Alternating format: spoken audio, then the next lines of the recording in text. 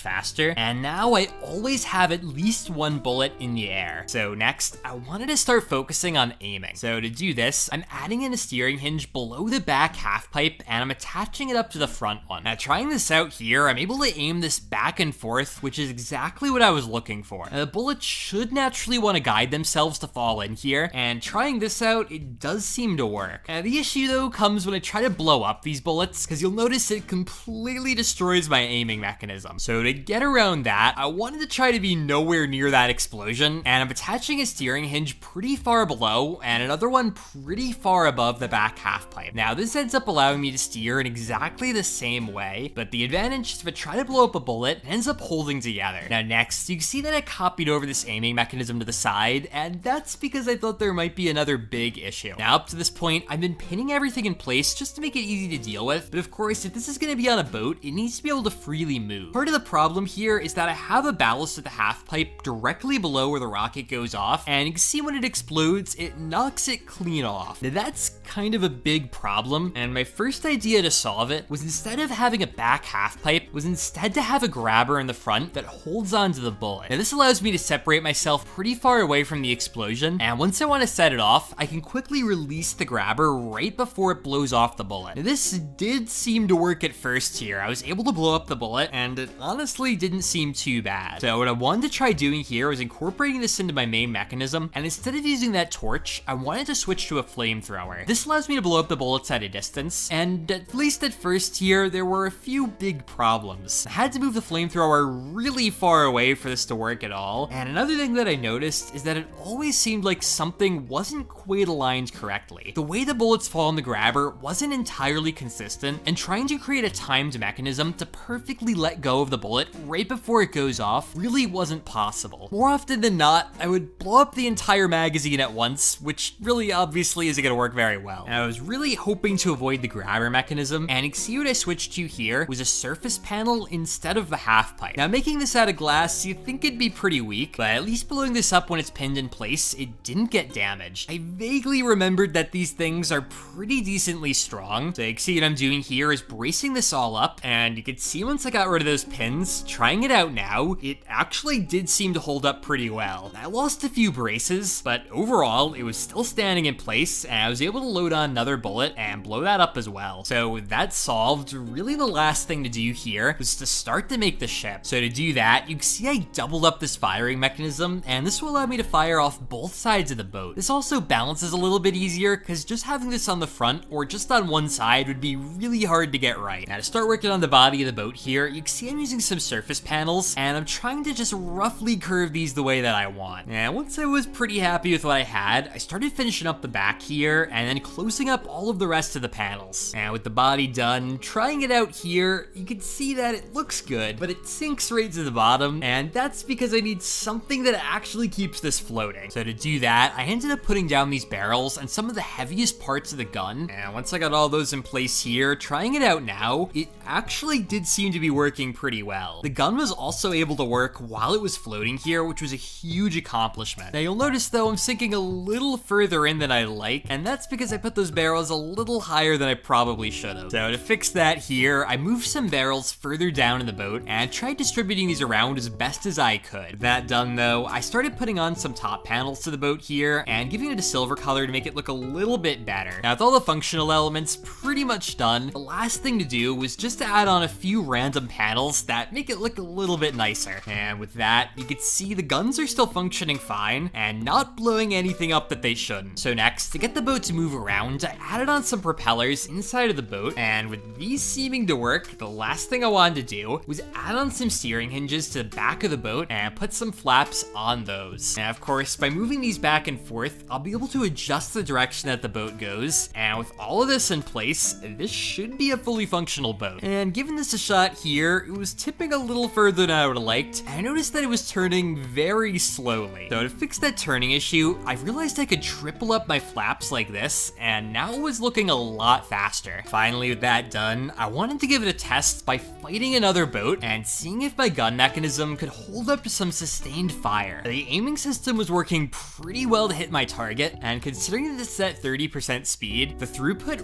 really isn't that bad at all. But guys, if you have any more ideas for water-themed builds I can do, definitely make sure to let me know down below. And if you want to see more content like this, definitely make sure to subscribe. But otherwise, till next time.